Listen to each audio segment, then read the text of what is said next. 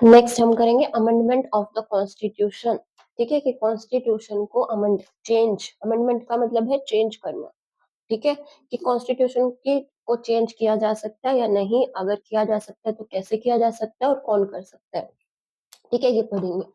अभी देखो, constitution also provide for its amendment, कि कॉन्स्टिट्यूशन के अंदर खुद लिखा हुआ है कि मुझे चेंज कर सकते हो, है ना।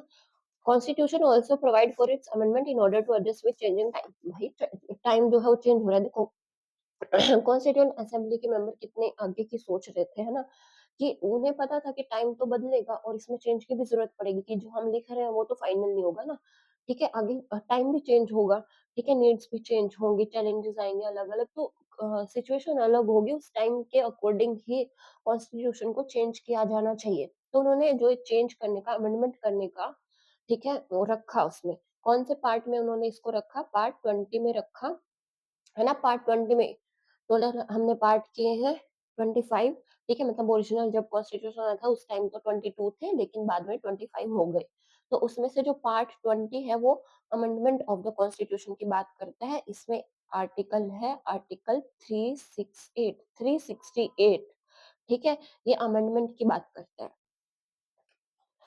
तो देखो, उन्हें लगा कि भाई चेंज होगा टाइम, उसके अकॉर्डिंग कॉन्स्टिट्यूशन में ही चेंज करने का होना चाहिए एक प्रोविजन। तो कॉन्स्टिट्यूशन खुद बोलता है, पार्ट 20 के अंदर आर्टिकल 368 खुद बोलता है कि भाई चेंज कर सकते हो मुझे। ठीक है, अब ये देखो कि इंडिया का कॉन्स्टिट्यूशन कैसा है, हम उसे जल्दी से चेंज कर सकते हैं या फिर बहुत ज्यादा मतलब डिफिकल्टीज आएंगी उसको चेंज करने में।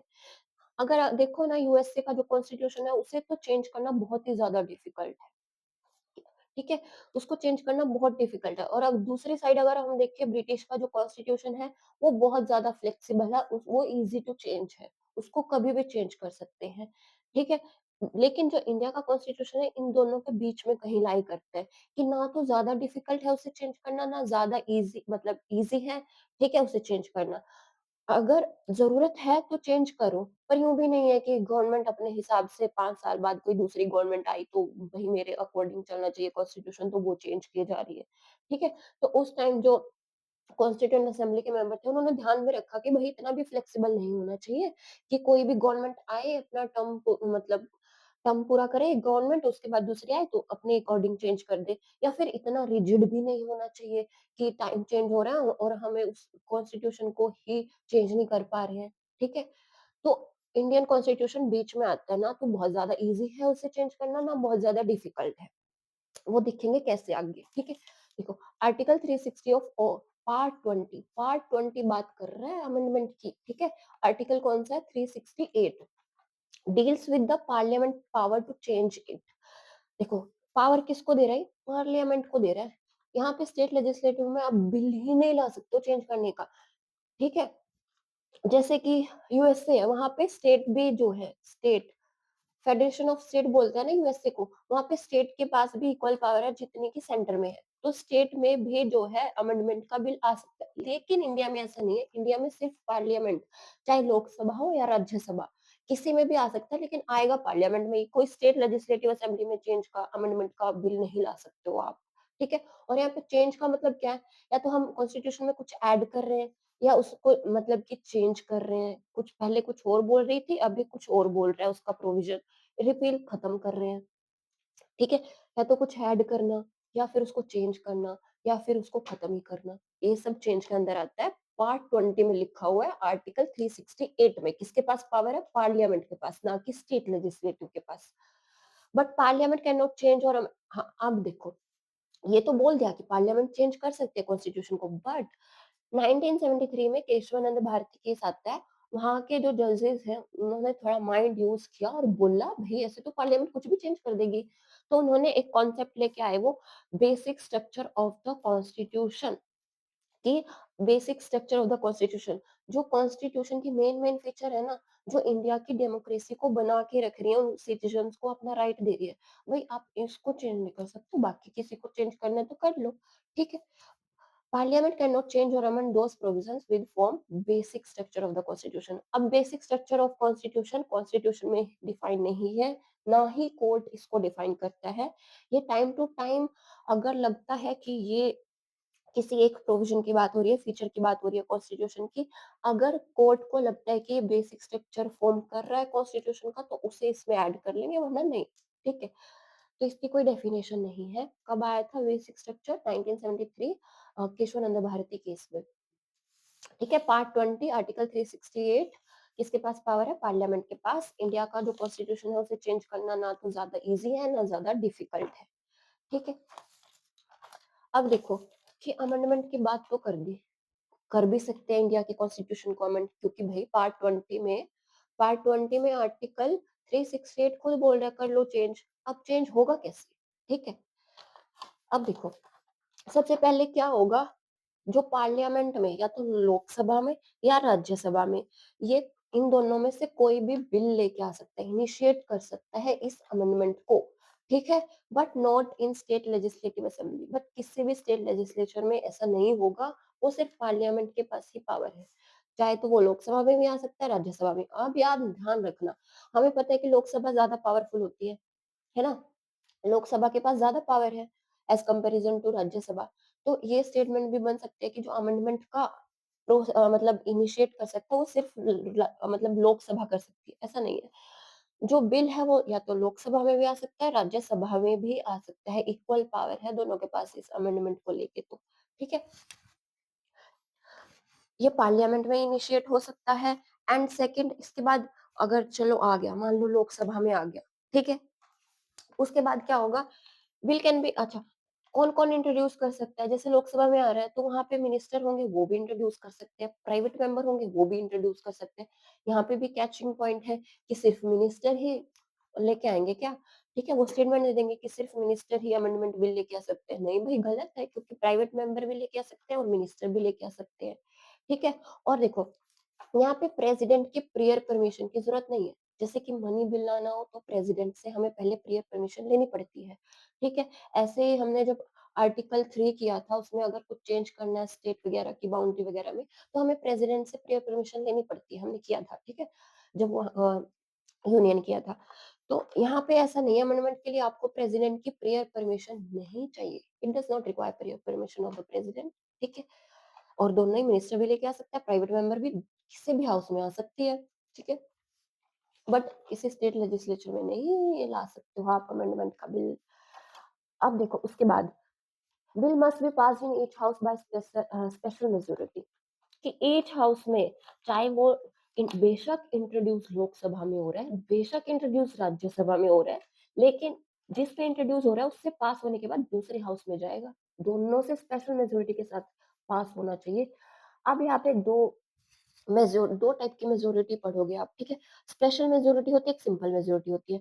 जैसे नाम से समझ पा रहे हो, सिंपल मेजोरिटी, सिंपल मेजोरिटी होती है, जैसे ये पार्लियामेंट है, इसमें इस टाइम 100 मेंबर्स बैठे हैं। आज के टाइम पे, आज सेशन चल रहा है, मैं आज ही अमेंडमेंट का बिल लेके आई हूँ, ठीक है? इस टाइम 100 मेंबर बैठे हैं, तो सिंपल मेजोरिटी होगी कि 51 भाई पास कर दो, तो वो सिंपल मेजोरिटी हो गई। स्पेशल मेजोरिटी क्या होगी कि आज बैठे इस पे 100 है, लेकिन टोटल इसकी स्ट्रेंथ है 200, है ना? है 200 इसकी स्ट्रेंथ, ठीक है? लेकिन इसमें बैठे आज 100 ही हैं। तो स्पेशल मेजॉरिटी में क्या होगा, जो टोटल है ना, टोटल जो सीट्स हैं, उसका हाफ, मतलब कि 100, ठीक है? या फिर जो अभी बैठे हैं, प्रेजेंट हैं, उसका 2/3, ठीक है? 2/3 100 का। तो इनमें से जो भी ज्यादा होगा उसकी मेजोरिटी चाहिए, या ये ज्यादा है तो इसकी, ये ज्यादा है तो इसकी, ये होती है स्पेशल मेजोरिटी। सॉरी, या नहीं, दोनों ही चाहिए हमें, ठीक है? कि ये भी चाहिए, ठीक है? हाफ ऑफ द जो है सीट, उनकी मेजोरिटी चाहिए, और जो प्रेजेंट है उनकी 2/3 की मेजोरिटी चाहिए, दोनों चाहिए हमें, ये है स्पेशल मेजोरिटी, ठीक है?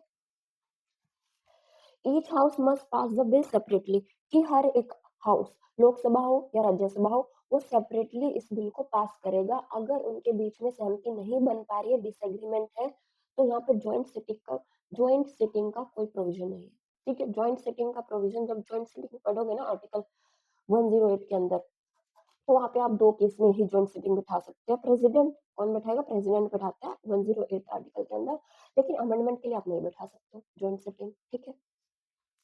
नेक्स्ट, इफ इट अफेक्ट्स, अगर देखो ये भी बोल दिया कि भाई जॉइंट सिटिंग नहीं बिठा सकते। अब नेक्स्ट बोल रहे हैं अगर ये फेडरल जो अमेंडमेंट बिल आया है उसमें कुछ ऐसे ऐसा पॉइंट है जो कि जो फेडरल प्रोविजन है हमारे इंडिया का, मतलब किसी स्टेट को वो अफेक्ट कर रहा है, हमारी फेडरलिज्म को अफेक्ट कर रहा है, तो हमें फिर स्टेट लेजिस्लेटिव असेंबली से भी उसे रेटिफाई करवाना पड़ेगा। कितनी स्टेट लेजिस्लेटिव असेंबली से? Half of the state legislative assembly, लेकिन सिंपल मेजोरिटी से ही, यहाँ पे स्पेशल नहीं, ठीक है भाई। मैं जैसे अमेंडमेंट का बिल लेके आई हूँ, उसमें कुछ ऐसा है जो फेडरलिज्म को अफेक्ट करेगा।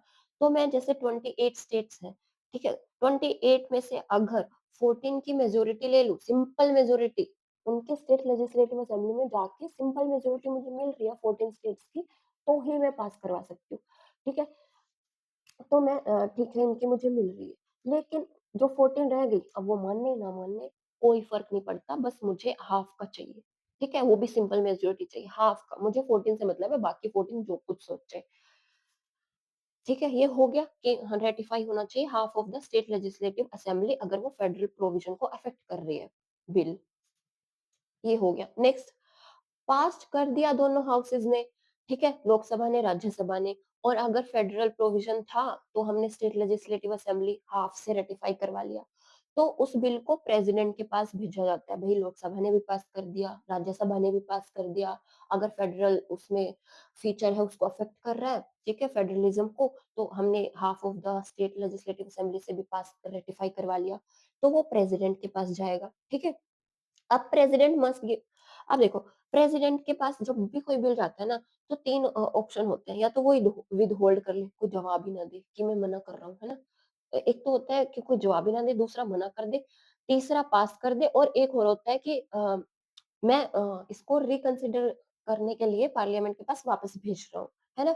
तो 4 ऑप्शन होते हैं, उसको अपने पास रख ले, बोल लेना कुछ, दूसरा उसको मना कर दे, तीसरा पास कर दे, और फोर्थ कि मैं पार्लियामेंट के पास वापस भेज रहा हूँ, इसमें ये प्रोविजंस है, इनको दोबारा कंसिडर करो, ठीक है? फिर मेरे पास वापस भेज देना, ठीक है? अब यहाँ पे अमेंडमेंट में क्या होता है, प्रेसिडेंट के पास सिर्फ एक ही ऑप्शन है, एक ही ऑप्शन है, उसको असेंट देनी ही देनी पड़ेगी।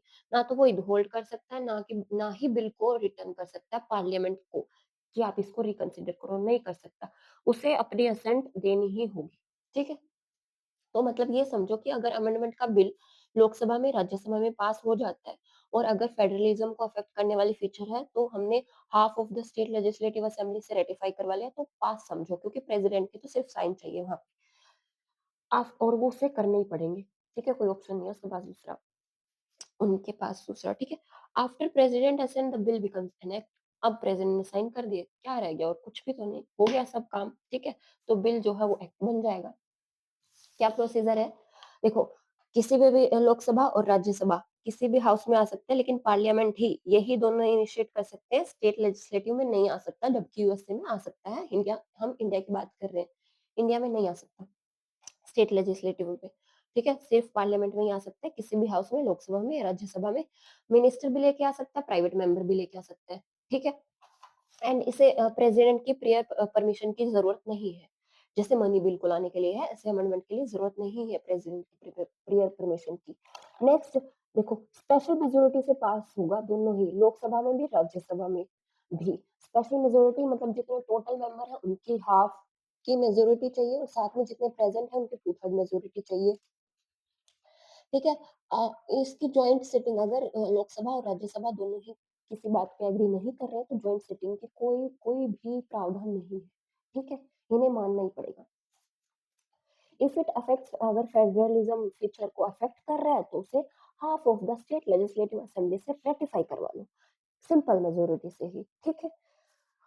और अगर फिर पास हो जाता है दोनों, लोकसभा, राज्यसभा, और अगर फेडरलिज्म फीचर को अफेक्ट कर रहा है, तो half of the state legislative assembly ने भी पास कर दिया, तो उसको प्रेसिडेंट के पास भेजा जाता है। प्रेसिडेंट के पास कोई चॉइस नहीं है, उसे साइन करने ही पड़ेंगे, असेंट देनी ही पड़ेगी, ठीक है? तो प्रेसिडेंट के साइन हो गए, वो जो बिल लेके आए थे अमेंडमेंट का, वो एक्ट बन गया, ठीक है? अब देखो,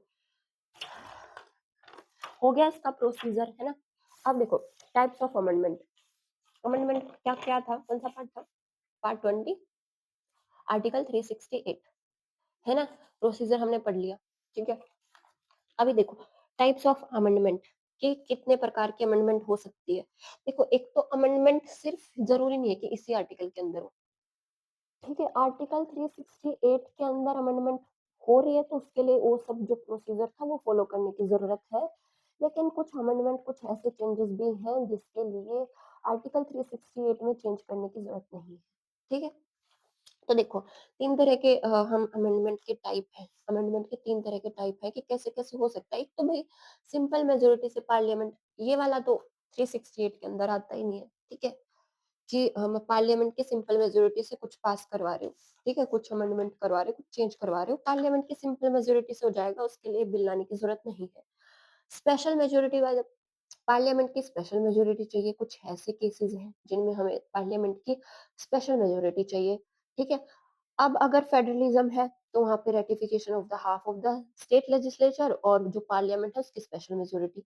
एक तो सिंपल मेजॉरिटी पार्लियामेंट की, दूसरी पार्लियामेंट की स्पेशल मेजॉरिटी, तीसरी पार्लियामेंट की स्पेशल मेजॉरिटी तो है ही, प्लस जो स्टेट लेजिस्लेटिव असेंबली है उनकी हाफ ऑफ द जो स्टेट लेजिस्लेटिव असेंबली है उनसे रैटिफिकेशन चाहिए हमें। अब देखो फर्स्ट कि सिंपल मेजॉरिटी से कौन-कौन से हैं भई, जिसके लिए तो हमें आर्टिकल 368 को छेड़ने की ज़रूरत ही नहीं है। हम सिंपल मेजॉरिटी पार्लियामेंट से सिर्फ पास करवा सकते हैं। वो केसेज़ हैं, जैसे हमें न्यू स्टेट की एस्टेब्लिशमेंट करनी है या एडमिट करना है। पढ़ा था ना हमने आर्टिकल 4 में कि आर्टिकल 2 एंड 3 में कोई भी चेंज हो रहा है, तो वो अमेंडमेंट नहीं माना जाएगा, ठीक है? जब हमने यूनियन किया था, ठीक है? तो सिंपल मेजॉरिटी ये outside the scope of article 368 के स्कोप से बाहर है ये जो अमेंडमेंट हो रहा है, ठीक है? देखो ये कौन-कौन से हैं, जो सिंपल मेजॉरिटी से यूँ ही अमेंड हो जाएगा, ठीक है? स्पेशल मेजॉरिटी की ज़रूरत नहीं है हमें इन केसेज़ में। Admission and establishment of new state की एस्टेब्लिश करनी है या एडमिट करनी है, formation of new state form करनी है, कोई चेंज करना है, बाउंड्री में चेंज करना है, किसी स्टेट का नाम चेंज करना है। बताओ किसी स्टेट का नाम चेंज करने के लिए हमें आर्टिकल 368 में अमेंडमेंट की जरूरत नहीं है, सिंपल मेजॉरिटी से हो जाएगा, ठीक है? Abolition creation of legislative council, देखो लेजिस्लेटिव काउंसिल एक होता है, लेजिस्लेटिव काउंसिल एक लेजिस्लेटिव असेंबली, है ना? अभी इस टाइम पे सिर्फ 6 स्टेट्स हैं जिनमें दोनों हैं। बाकी जो बच गए उसमें सिर्फ लेजिस्लेटिव असेंबली काम करती है। जैसे ये लोकसभा ही लगा लो, ये राज्यसभा लगा लो, एक तरह से इसके पास ज़्यादा पावर होती है, ठीक है? अभी देखो second schedule, allowances etcetera. Second schedule किसकी बात कर रहा है? जो भी प्रेसिडेंट को, गवर्नर को, सुप्रीम कोर्ट के जजेस को अलाउंसेस सैलरी मिल रही है, वो सेकंड शेड्यूल बात करता है। इसमें कुछ अमेंडमेंट चेंज करना है तो सिंपल मेजॉरिटी से हो जाएगा। पार्लियामेंट की क्योरम, ठीक है? 1/10 है ना? तो जो क्वोरम है, क्वोरम होता है कि कोई भी सेशन चलाने के लिए भई इतने लोग तो चाहिए ही चाहिए, क्वोरम होती है मिनिमम जो लोग चाहिए सेशन चलाने के लिए, ठीक है? उसमें भी कुछ चेंज करना है तो वो भी सिंपल मेजॉरिटी से हो जाएगा। पार्लियामेंट की अगर प्रिविलेजेस है ये भी सिंपल से हो जाएगा। इंग्लिश लैंग्वेज को पार्लियामेंट में यूज़ करना है, ये भी सिंपल मेजॉरिटी, इसके लिए बताओ क्या हम आर्टिकल 368 लेके आए। ऑफिशियल लैंग्वेज का यूज़, ठीक है? सिटीजनशिप, यूनियन टेरिटरीज़, इलेक्शंस यहाँ पे लोकसभा और स्टेट लेजिस्लेटिव असेंबलीज़ के हैं, ठीक है? And 5th and 6th schedule, 5th schedule किसकी बात करता है? 5th शेड्यूल बात करता है एससीज़, 6th शेड्यूल बात करता है एसटीज़, शेड्यूल ट्राइब्स, शेड्यूल कास्ट, ठीक है? इनसे रिलेटेड है तो वो सिंपल मेजॉरिटी से हो जाएगा। ये था फर्स्ट, ये सिंपल मेजॉरिटी, ये आर्टिकल 368 के स्कोप से बाहर है। ये सब ऐसे ही हो जाएगा पार्लियामेंट की सिंपल मेजॉरिटी से, ये ठीक है? ये नेक्स्ट है स्पेशल मेजॉरिटी से कौन-कौन सा होगा? भई इसमें तो थोड़ा टाइम लगेगा ना, स्पेशल मेजॉरिटी चाहिए। वो जो जितनी सीट है उसके हाफ भी चाहिए, चाहे वो प्रेज़ेंट हो, नहीं हो, और जितने प्रेज़ेंट है उनकी 2/3 भी चाहिए हमें तो मेजॉरिटी। अब देखो इसमें तो मेन-मेन ही रखेंगे ना, फंडामेंटल राइट्स, यूँ तो नहीं है कोई भी मुँह उठा के सिंपल मेजॉरिटी से पास कर दे, है ना? तो इम्पोर्टेंट चीज़ सारी इसमें आ जाएँगी, फंडामेंटल राइट्स, डीपीएसपीज़ और ऑल अदर प्रोविज़न जो कि इन दोनों में नहीं आ रहे, ठीक है? जो इसमें और इसमें नहीं आ रहे हैं, बाकी सारे इसमें चले जाएँगे, ठीक है? DPSPs, fundamental rights and all other provisions जो कि फर्स्ट एंड थर्ड कैटेगरी में नहीं आ रहे हैं, वो सारे इस स्पेशल मेजॉरिटी वाले में चले जाएँगे, ठीक है? ये किसकी बात हो रही है? पार्लियामेंट की बात हो रही है, पार्लियामेंट। अभी हमारी थर्ड कैटेगरी है स्पेशल मेजॉरिटी पार्लियामेंट में स्पेशल मेजॉरिटी तो चाहिए, मतलब सेकंड वाला पॉइंट, सेकंड कैटेगरी तो चाहिए, प्लस साथ में हमें स्टेट्स की कंसेंट भी चाहिए। मतलब फेडरलिज्म से रिलेटेड है ये तो, है ना? कि स्टेट की कंसेंट भी चाहिए और पार्लियामेंट में स्पेशल मेजॉरिटी भी चाहिए। अब देखो, ये कौन-कौन से है? प्रेसिडेंट का इलेक्शन करवाना है, तो यहाँ पे स्पेशल मेजॉरिटी चाहिए और स्टेट के कंसेंट भी चाहिए। क्योंकि प्रेसिडेंट के इलेक्शन में जो स्टेट लेजिस्लेटिव असेंबली के इलेक्टेड मेंबर्स हैं, वो भी पार्ट लेते हैं, है ना? एंड दूसरा executive power of the union and the states. Union and states की एग्जीक्यूटिव पावर और एक लेजिस्लेटिव, हाँ, legislative powers between union and states. इन दोनों के लिए भी हमें स्टेट से भी पूछना पड़ेगा और पार्लियामेंट की भी स्पेशल मेजॉरिटी चाहिए। ठीक है?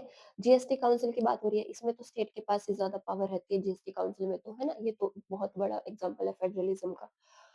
And supreme court and high court से रिलेटेड, ठीक है? ये भी, क्योंकि जुडिशरी तो अलग है ना, इंडिपेंडेंट जुडिशरी है, ठीक है? वो सेंटर के लिए काम थोड़ी कर रही है, वो तो इंडिया के लिए कर रही है। तो फेडरलिज्म स्टेट से भी पूछना पड़ेगा और पार्लियामेंट में स्पेशल मेजॉरिटी चाहिए। 7th शेड्यूल, 7th शेड्यूल में 3 लिस्ट गिवन है ना, union list, state list and कौन सी कंकरेंट लिस्ट, है ना?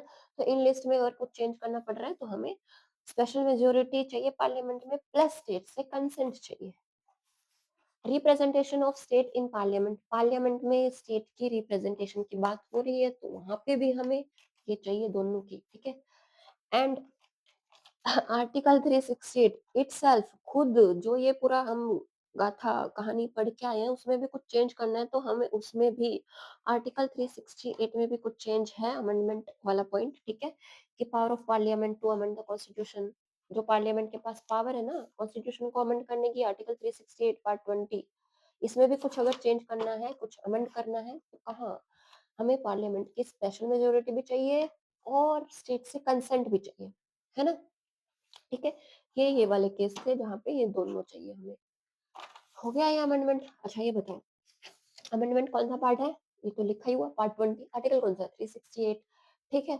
अब ये बताओ जो अ, अमेंडमेंट के लिए बिल है, अमेंडमेंट बिल, क्या इसके लिए हमें प्रेज़िडेंट की प्रेयर परमिशन चाहिए? President president prayer permission, yes और नो? बताओ। नहीं चाहिए, बिल्कुल, ये वाला ठीक हो जाएगा, नहीं चाहिए हमें, अमेंडमेंट के लिए परमिशन नहीं चाहिए प्रेज़िडेंट की, ठीक है? और लोकसभा और राज्यसभा दोनों में ही आ सकता है? आ सकता है। मिनिस्टर प्लस प्राइवेट मेंबर दोनों लेके आ सकते हैं? लेके आ सकते हैं, ठीक है? अगर फेडरल फीचर को अफेक्ट कर रहा है तो हमें किससे? किससे? हाल्फ ऑफ द स्टेट से हमें इसे रेटिफाई करवाना होगा, ठीक है? और क्या कर सकते हैं हम इसमें, कौन-सा पॉइंट ऐड कर सकते हैं? इसमें और ऐड कर सकते हैं हम कि जो प्रेसिडेंट के पास अगर जाता है बिल, ठीक है? प्रेसिडेंट के पास चला गया, ये लोकसभा है, ये राज्यसभा है, ठीक है? इन दोनों ने पास कर दिया, प्रेसिडेंट के पास चला गया, अब प्रेसिडेंट को ये पास करना ही करना पड़ेगा, ठीक है? और कोई चॉइस नहीं है प्रेसिडेंट के पास, पास करना ही पड़ेगा, अपना साइन करना ही पड़ेगा, ठीक है? और देखो, अगर वो हाँ, रेटिफाई कर देगा, जॉइंट सिटिंग का है यहाँ पे, जॉइंट सिटिंग अगर कि अमेंडमेंट आ रहा है, मतलब अमेंडमेंट के लिए कोई बिल आ रहा है, ठीक है? तो उसके लिए अगर लोकसभा या राज्यसभा में से एक, इन दोनों में सहमति नहीं बन पा रही है किसी चीज़ पे, तो उसके लिए जॉइंट सेटिंग बैठा सकते हैं कि नहीं बैठा सकते? नहीं बैठा सकते, ठीक है? बस यही था, इससे ज़्यादा करने की ज़रूरत नहीं है, इससे हो जाएगा यूपीएससी का स्टेटमेंट बेस्ड भी हो जाएगा, वन लाइनर भी हो जाएगा, एसएससी, ठीक है? एनटीपीसी, ये सब हो जाएगा इससे, अगर अमेंडमेंट से कुछ आता है तो। मेनली आर्टिकल याद रखना 368, 368 पार्ट कौन सा? पार्ट 20, ठीक है? ठीक है, थैंक यू।